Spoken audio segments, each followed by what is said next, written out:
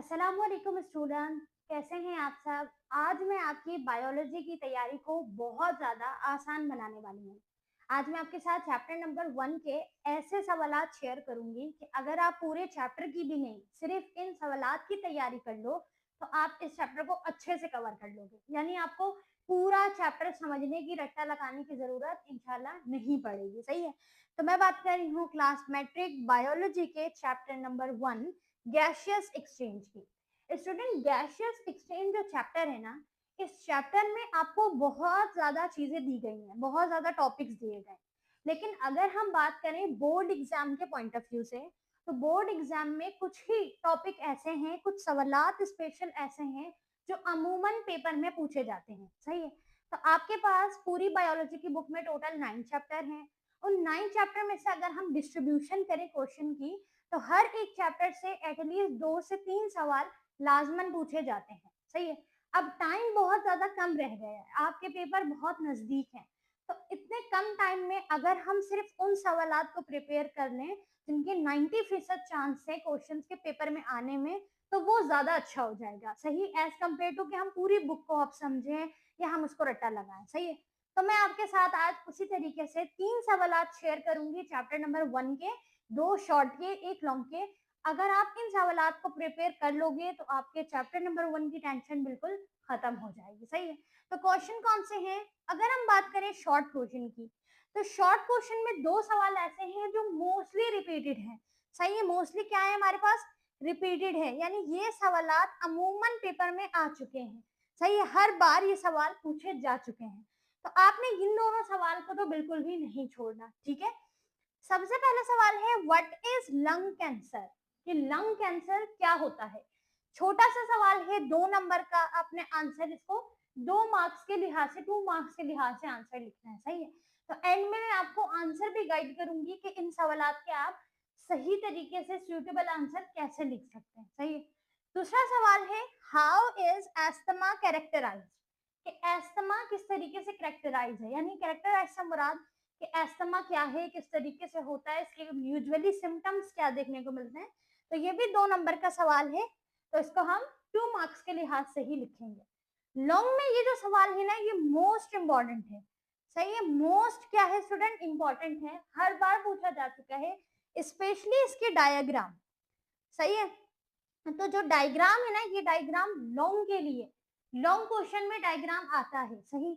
और ये जो सवाल है ना, ये आपका आ चुका है आई गेस 2022 में। सही। तो 2022 में ये सवाल आ चुका है, 22 में भी, 23 में भी, लगातार 2 साल ये आया है। ठीक है। एक में कंप्लीट रेस्पिरेटरी सिस्टम पूछा गया है थ्योरी, और एक साल में सिर्फ डायग्राम पूछी गई है कि आपने रेस्पिरेटरी सिस्टम के डायग्राम ड्रॉ करनी है। सही है। तो हम आंसर भी इसी लिहाज से देखेंगे कि अगर आपसे रेस्पिरेशन यानी रेस्पिरेटरी सिस्टम पूछा जाए तो आप आंसर किस तरह लिखोगे, और अगर डायग्राम पूछी जाए तो आप आसान डायग्राम किस तरीके से बनाओगे। सही है। तो ये 3 सवालात हैं, इनको अपने पास नोट डाउन कर लो कॉपी में, और इसके आंसर जो है ना वो भी लिख लेना। सही। अब आंसर भी डिस्कस करते हैं। मोस्ट इंपॉर्टेंट क्वेश्चन है, 2 शॉर्ट के लिए, 1 लॉन्ग के लिए। ज्यादा कुछ ऐड नहीं किया है, टाइम कम है।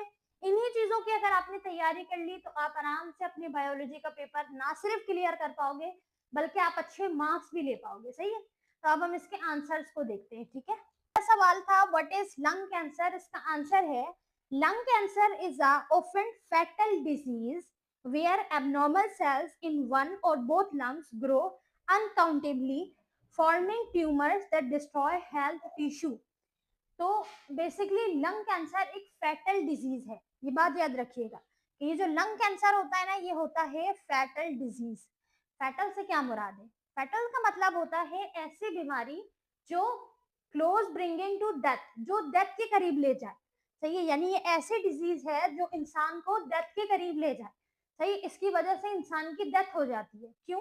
क्योंकि लंग कैंसर आहिस्ता आहिस्ता एक सेल से दूसरे सेल में, दूसरे से तीसरे में, इस तरीके से पहले एक लंग को डैमेज करेगा, फिर दूसरे लंग को डैमेज करेगा, और फिर तमाम जो लंग्स के टिश्यूज हैं उनको डैमेज करेगा, और इस तरह इंसान जो है वो डेथ की तरफ आ जाएगा, वो ट्यूमर कॉज कर देगा। सही। तो बेसिकली ये एक फैटल डिजीज है। फैटल डिजीज से मुराद है वो डिजीज जो कि इंसान को डेथ के करीब करती है। सही। यानी इतनी जो यंग एज में डेथ होती है क्रॉनिक डिजीज की वजह कर, लंग कैंसर की वजह कर। सही है। अच्छा, लंग कैंसर का जो मोस्टली आप ये कह लो कि इसका जो कॉज है ना वो है स्मोकिंग। सही है। स्मोकिंग सीधा असर अंदाज करती है हमारे एल्वोलाई में, यानी लंग्स के अंदर जो अल्लाह ताला ने ऑक्सीजन के छोटे छोटे पैकेट्स रखे हैं एल्वोलाई, सीधा उस एल्वोलाई पे असर करती है, उस एल्वोलाई को डैमेज करती है। और alveoli main important role play करता है गैसियस एक्सचेंज में। तो जब एल्वोलाई ही सही से वर्क फंक्शन नहीं करेगा, अपना काम नहीं करेगा, उसके टिश्यू डैमेज हो जाएंगे, तो लंग्स भी क्या होंगे, डैमेज होंगे। उसके टिश्यू डैमेज होंगे एक लंग से दूसरे लंग में, और फिर उसके बाद वो लंग मजीद ऑर्गन को भी क्या करेंगे, डिस्टर्ब करेंगे, डैमेज करेंगे। सही है। इसी तरीके से फिर ट्यूमर कॉज होगा और फिर डेथ की तरफ इंसान चला जाएगा। सही है। तो लंग कैंसर इतनी बुरी बीमारी है और इसका मेन जो जड़ है, मेन जो कॉज है वो क्या है, स्मोकिंग है। सही। अच्छा, दूसरा हमारे पास जो सवाल था, हाउ इज एस्थमा कैरेक्टराइज, तो इसका आंसर है asthma is a chronic inflammation inflammatory lung disease. तो एस्थमा भी एक इन्फ्लेमेटरी लंग डिजीज है, यानी जब लंग्स में बेसिकली क्या हुआ है, डैमेज हुआ है, लंग्स अफेक्टेड हुआ है, तो इसकी वजह कर भी एस्थमा जो है वो क्या हो सकता है, डिजीज कॉज हो सकती है। या ऐसा हो सकता है कि जब कोई जख्म होगा, इन्फ्लेमेटरी लंग डिजीज, यानी लंग्स में कोई जख्म हो रहा है, लंग्स डैमेज हो रहा है, तो एस्थमा हो रहा है, एस्थमा की वजह से भी लंग डैमेज हो रहा है, यानी दोनों एक दूसरे के ऊपर असर अंदाज हो रहे हैं। तो दोनों का जो दोनों क्या है, जुड़े हुए हैं। अस्थमा बेसिकली सांस की बीमारी है, और सांस लेने के लिए रेस्पिरेशन के लिए जो सिस्टम है वो रेस्पिरेटरी सिस्टम है, और रेस्पिरेटरी सिस्टम के लिए जो मेन ऑर्गन एसोसिएटेड है वो लंग्स है। सही। तो एस्थमा एक इन्फ्लेमेटरी लंग डिजीज है। सही। अब एस्थमा को अगर हम देखें कैरेक्टराइज किस तरह है, बाय रिवर्सिबल एयरवे एब्जॉर्प्शन।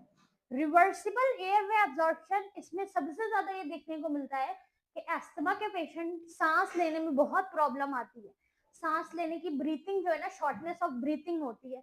सही है। साथ में ब्रोंकल हाइपरफेसिव एंड इन्फ्लेमेशन, यानी हमारे जो बॉन्क्यूल्स है अस्थमा पेशेंट के, बॉन्कियाल्स में क्या होता है, बॉन्क्यूल्स में, बॉन्काई में क्या होते हैं, इन्फ्लेमेशन होते हैं। सही। It causes recurring episodes of wheezing, shortness of breath, इसी तरीके से सांस लेने में आवाज आना। सही है। और साथ में क्या होना, सांस की कमी होना, सांस बहुत कम आना, shortness of breathe, chest tightness and coughing, सीने में दर्द होना। सही है। और साथ ही साथ क्या होना, बहुत ज्यादा खांसी होना, पर्टिकुलरली एट नाइट और अर्ली मॉर्निंग, ज्यादातर रात में बहुत ज्यादा अचानक खांसी लग जाना, या अर्ली मॉर्निंग में खांसी लग जाना। तो ये एस्थमा के कैरेक्टराइज है। एस्थमा के पेशेंट में ये सिम्टम्स देखने को मिलते हैं, ये अलामत देखने को जाहिर होते हैं। सो द लंग कैंसर एक फेटल डिजीज है और एस्थमा एक इन्फ्लेमेटरी लंग डिजीज है। सही। यानी कि शॉर्टनेस ऑफ ब्रीथ, सांस का कम आना। तो ये बेसिकली अगर हम एस्थमा देखें, एस्थमा क्यों होता है, तो एस्थमा बेसिकली स्मोक की एलर्जी की वजह कर भी होता है। एस्थमा जो है ना वो लंग अगर डैमेज हो, लंग में इंफेक्शन हो या इन्फ्लेमेशन हो, तो वो एस्थमा क्रिएट हो जाता है। तो इस तरीके से ये सारे जो है ना रेस्पिरेटरी डिसऑर्डर्स हैं, रेस्पिरेटरी इन्फ्लेमेशन है। ठीक है। अच्छा, तो ये दोनों शॉर्ट सवाल थे, तो हम इसमें ज्यादा डिटेलिंग में नहीं जाएंगे, 2 मार्क्स के लिहाज से इतना पॉइंट जो है वो कवर हो जाएगा तो काफी है। ठीक है।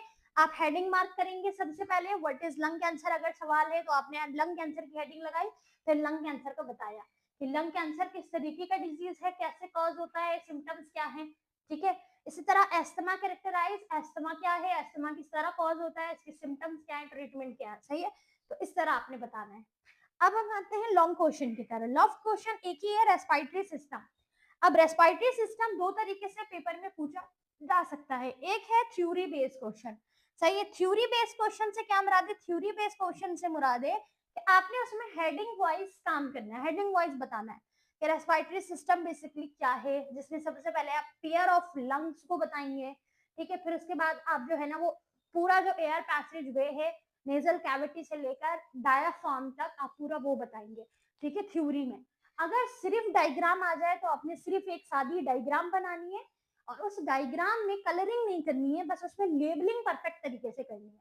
तो आइए मिलके डायग्राम बनाते हैं कि आप भी एक नोटबुक निकालिए और उसमें साथ ही साथ डायग्राम ड्रॉ कीजिए, ताकि आपको लेबलिंग अभी से करना आ जाए। सही है। क्योंकि डायग्राम के लिए लेबलिंग मोस्ट इंपॉर्टेंट है, इसीलिए इस सवाल को, इस डायग्राम को स्पेशली लॉन्ग क्वेश्चन में रखा गया है। सही है। मिलके डायग्राम बनाते हैं ताकि आपकी प्रैक्टिस हो जाए। तो सबसे पहले ना हम इसका क्या बनाएंगे, नेजल कैविटी बनाएंगे। ह्यूमन रेस्पिरेटरी सिस्टम जो वेरी फर्स्ट स्टार्ट होती है वो हमारी नेजल कैविटी से होती है, यानी हमारे नेजल जो चैम्बर्स है, सबसे पहले इन्वायरमेंट से एयर को इंटर किया जाता है बॉडी के अंदर। इंटर कैसे होगा, एयर नेजल कैविटी के जरिए। तो नेजल कैविटी से स्टार्ट करते हैं, ठीक है। इसकी नेजल कैविटी को ड्रॉ करेंगे। नेजल कैविटी में आपने पूरा नोज का स्ट्रक्चर नहीं बनाना, आपने इंटरनल स्ट्रक्चर बनाना है। इंटरनल स्ट्रक्चर में आप इसके नोज के नेजल के मसल्स बनाओगे, सही ना। तो आपने इस तरीके से मसल्स बनाने हैं पहले।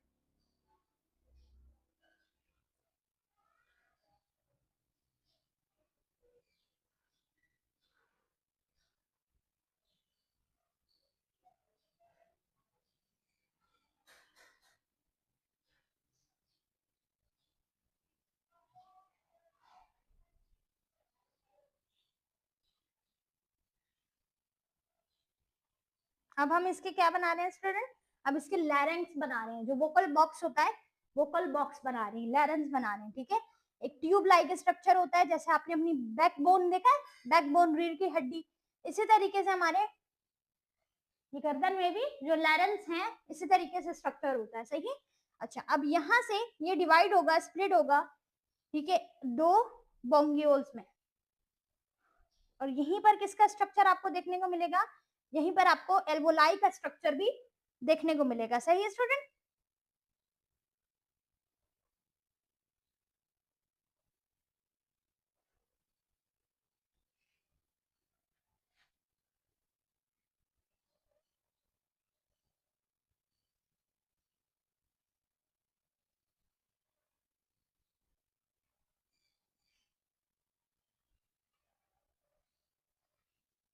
अब हम दो पेयर ऑफ लंग्स बनाएंगे और इसके अंदर आएगा इस तरीके से एल्वोलाई का स्ट्रक्चर, थोड़ा पतला कर देते हैं।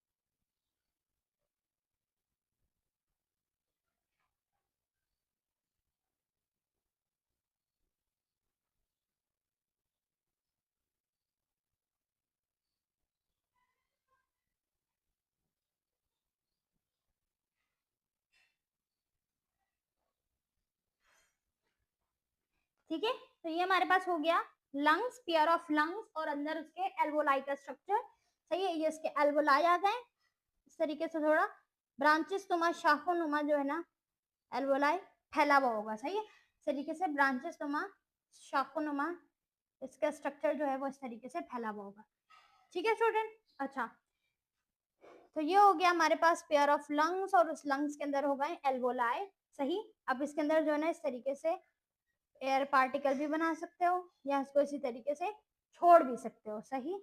कलरिंग नहीं करनी है, कलरिंग के पीछे नहीं पड़ना है, पेंसिल से डायरेक्ट ड्रॉ करो, पेन से या पॉइंटर से आपने इसकी लेबलिंग करनी है अच्छी सी, सही। अच्छा, उसके बाद हमारे पास मेन स्ट्रक्चर और एंड स्ट्रक्चर आएगा इसका डायाफ्राम, सही है। तो फिर आपने नॉर्मली आपने क्या बनाना है, अपना डायाफ्राम बनाना। ये मसल नुमा स्ट्रक्चर है, थोड़े मसल्स बनाएंगे, सही है।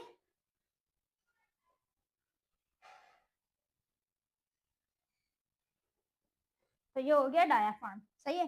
तो अब हम साथ में लेबलिंग करते हैं, ये हो गया स्टूडेंट डायाफ्राम,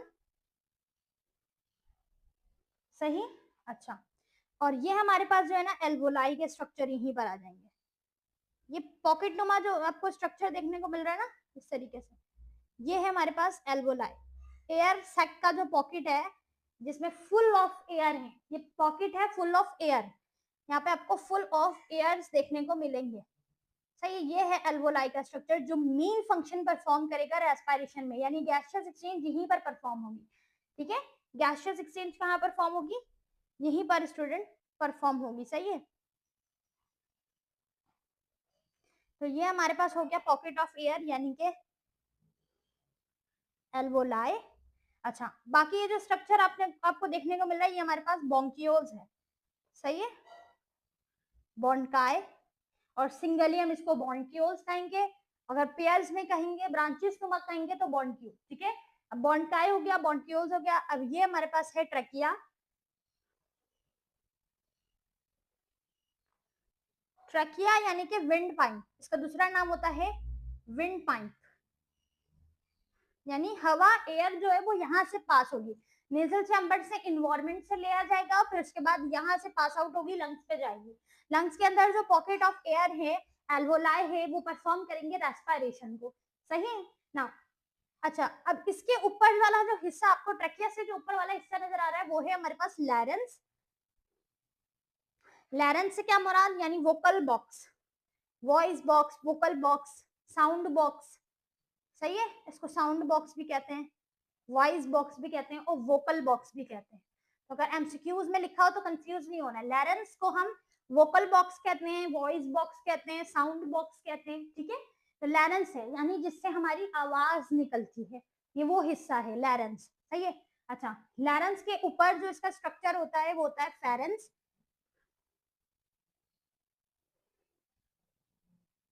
सही है, और यहाँ पे बिल्कुल ऊपर जो होगा वो होगा नेजल कैविटी, अंदर के साइड पे होगी nasal cavity,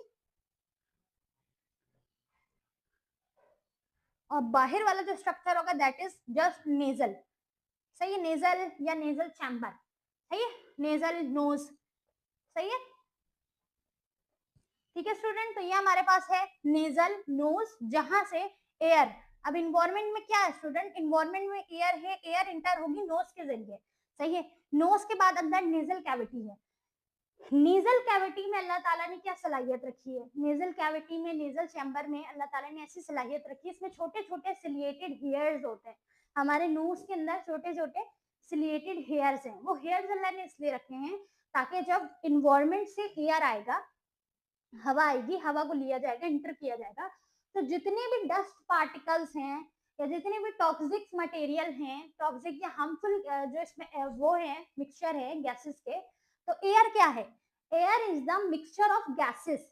air basically different gases का एक मिक्सचर है। सही है, अब इसको समझते हैं। तो बेसिकली जो मिक्सचर ऑफ गैसेस है एयर, तो ना सिर्फ एयर में ऑक्सीजन, अब ह्यूमन बॉडी को हमने ह्यूमन रेस्पिरेशन बनाई ना, तो ह्यूमन बॉडी को कौन सा गैस चाहिए, ऑक्सीजन चाहिए।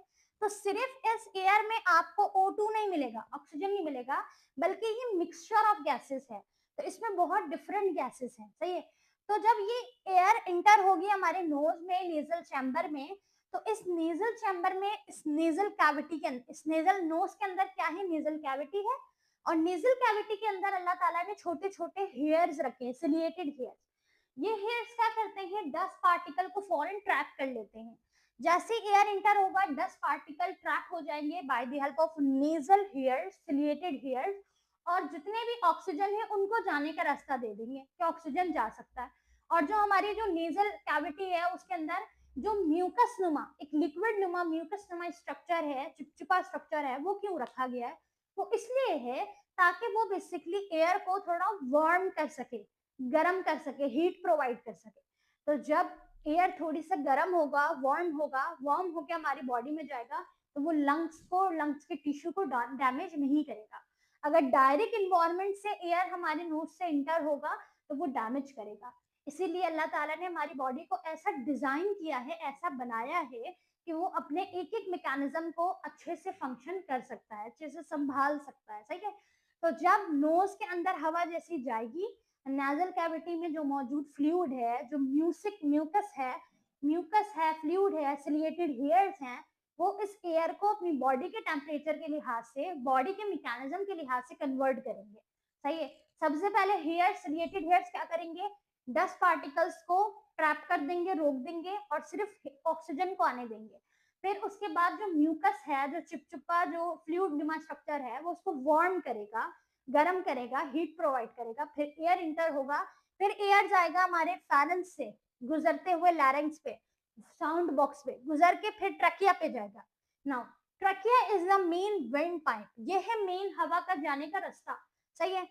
अच्छा, अगर आप पढ़ोगे ना एलिमेंट्री कनाल को, एलिमेंट्री आप कनाल आपने पढ़ा है क्लास 9th में, जो आपके पास आई गेस चैप्टर था एंड का, न्यूट्रिशन वाला, उसमें पढ़ा होगा।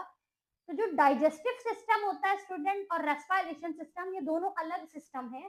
तो डाइजेस्टिव सिस्टम में जो हम स्ट्रक्चर पढ़ते हैं, माउथ से स्टार्ट करते हैं, राइट। तो माउथ के बाद जो स्ट्रक्चर आता है that is called the oesophagus, right. So the oesophagus जो होता है वो हमारी फूड की नाली, खाने की नाली है। और जो लैरेंस, जो हमारे पास लैरेंस या जो ट्रकिया है, स्पेशली ट्रकिया जो हमारे पास है बेसिकली ये विंड पाइप है, ये सांस की नाली है। तो जब भी हम खाना खाते हुए बातें करते हैं ना, तो बातें करते क्या होता है, हमें खाना सरक जाता है, फंस जाता है, तो वो एक मैसेज होता है, अलार्मिंग मैसेज, कि हमारा जो फूड पार्टिकल है वो सांस की नाली पे जा रहा है। ठीक है, हमें फौरन सरक जाता है, हम पानी पीते हैं, हमें फिर सांस नहीं आ रही होती, हम बिल्कुल बेहाल हो जाते हैं। क्यों होता है ये? इसीलिए होता है कि आपकी बॉडी आपको मैसेज दे रही होती है कि भाई आपका जो फूड पार्टिकल है वो बेसिकली ट्रकिया में आ गया है, एसोफिकस में जाने के बजाय। तो इसोफिकस में जाना था। तो सांस की नाली और हमारे खाने की नाली ऐसे साथ में, ठीक है, एक है हमारे पास इसोफिकस, एक है हमारे पास ट्रकिया। ट्रकिया हमारे पास होता है विंड पाइप, जिससे हवा जाएगी, सांस जाएगी। इसोफिकस होता है हमारा एलिमेंट्री कनाल का हिस्सा, यानी जिससे हमारा फूड जाएगा। सही। तो इस अल्लाह ताला ने एक प्रॉपर सिस्टम बनाया, निजाम बनाया है। सही है। अच्छा, अब ट्रकिया से सांस गुजरेगी, विंड पाइप से गुजरेगी, सीधा हमारे लंग्स पे जाएगी, पेयर ऑफ लंग्स। लंग्स के अंदर एक ब्रांचेस तोमा स्ट्रक्चर है जिसको हम कहते हैं बॉन्क्यूल्स, बॉन्काई, और इसी के साथ एक पैकेट ऑफ गैसेस है, यानी एक packet of full of gases है, फुल ऑफ एयर है स्पेशली, वो हमारे पास है एल्वोलाई। जिस तरह यहाँ स्ट्रक्चर है उसी तरह यहाँ पर भी होता है। एल्वोलाई एक माइक्रोस्कोपिक स्ट्रक्चर है जो कि नॉर्मल आइज से नजर नहीं आता। जैसे हम लंग्स को तो स्टडी कर सकते हैं, देख सकते हैं, कि अंदर मौजूदा स्ट्रक्चर को नहीं देख सकते। जैसे नेफ्रॉन में आप किडनी को देख लेते हो, नेफ्रॉन को नहीं देख पाते ना, माइक्रोस्कोपिक स्ट्रक्चर है। बिल्कुल इसी तरह एल्वोलाई माइक्रोस्कोपिक स्ट्रक्चर है, पैकेट ऑफ एयर है, पैकेट ऑफ गैसेस है, इसमें एल्वोलाई शामिल है एल्वोलाई में। अब ये एल्वोलाई आपकी पूरी बॉडी में जो ऑक्सीजन पास आउट होगा, जो सर्कुलेट होगा by the help of blood, by the help of haemoglobin, वो इसी एल्वोलाई से होगा। सही। गैसियस एक्सचेंज यहीं पर होगी, कार्बन डाइऑक्साइड को यहीं से निकाला जाएगा, ऑक्सीजन को यहीं पे रखा जाएगा। सही है। अच्छा, उसके बाद आता है डायाफ्राम। डायाफ्राम जो लास्ट स्ट्रक्चर है हमारे पास रेस्पिरेटरी सिस्टम का। तो द डायाफ्राम क्या करता है? डायाफ्राम बेसिकली सपोर्ट फराहम करता है, सरफेस एरिया फराहम करता है जब हम इनहेलेशन करते हैं या एक्सहेलेशन करते हैं, यानी इनहेल करना सांस को, एक्सहेल करना। तो जब हम सांस लेते हैं या सांस छोड़ते हैं तो हमारा जो डायाफ्राम है, डायाफ्राम के जो मसल्स हैं वो कॉन्ट्रैक्ट होते हैं और रिलैक्स होते हैं। ठीक है, तो ये सपोर्ट फराहम करता है, ये लंग्स को सपोर्ट फराहम कर रहा है, लंग्स, दोनों लंग्स को कैरी कर रहा है, सपोर्ट फराहम कर रहा है। तो जब हम सांस ले रहे होते हैं, इस तरीके से सांस इनहेल करते हैं तो हमारे डायाफ्राम कॉन्ट्रैक्ट हो जाते हैं। सही। जब हम इनहेल एक्सहेल करते हैं, सांस छोड़ते हैं, रिलैक्स होते हैं, तो डायाफ्राम भी रिलैक्स हो जाते हैं। तो ये पोजीशन को हैंडलिंग करते हैं, सपोर्ट फराहम करते हैं, कॉन्ट्रैक्शन में, रिलैक्सेशन में मदद देते हैं। डायाफ्राम मस्कुलर स्ट्रक्चर है, मसल्स मौजूद है। सही है। तो ये था complete respiratory system of human. आपने एज इट इज इसी तरीके से डायग्राम बनानी है अपने बोर्ड के पेपर में, और अगर बोर्ड के पेपर में रिटन क्वेश्चन आ जाए, लिखना हो जाए कि आपने ह्यूमन रेस्पिरेटरी सिस्टम को एक्सप्लेन करना है with the help of label diagram, तो डायग्राम इसी तरह बनाओगे, बट एक्सप्लेन कैसे करोगे? पहले आप नेजल चैम्बर को, यानी नेजल कैविटी को एक्सप्लेन करोगे, फिर आप थोड़ा सा लैरेंस फेरेंस को करोगे, ट्रकिया को करोगे, बॉन्काई को करोगे, लंग्स को करोगे। ये हमारे पास है पेयर ऑफ लंग्स। सही है, pair of lungs, left right lungs है। एल्वोलाई को करोगे, देन डायाफ्राम को करोगे, लंग्स का थोड़ा सा अपने फंक्शन भी बताना होगा। सही है। आई होप कि आपको ये अच्छे से समझ आ गया होगा। ये 3 सवाल, एक लॉन्ग के लिए, 2 शॉर्ट के लिए, मोस्ट इंपॉर्टेंट है। इसको अच्छे से याद करो, इसकी तैयारी करो। मुझे कमेंट में जरूर बताइएगा कि ये डायग्राम किस किस स्टूडेंट को अच्छे से बनाने आती है। मिलते हैं अगली वीडियो में, जब तक के लिए अल्लाह हाफिज।